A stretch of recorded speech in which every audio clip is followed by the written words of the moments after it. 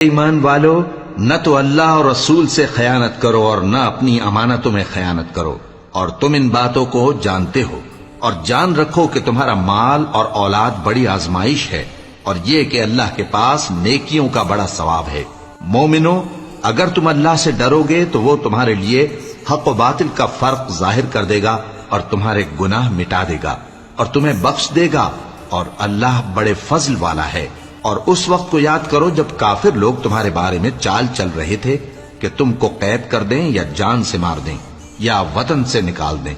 تو ادھر تو وہ چال چل رہے تھے اور ادھر اللہ تدبیر کر رہا تھا، اور اللہ بہترین تدبیر کرنے والا ہے۔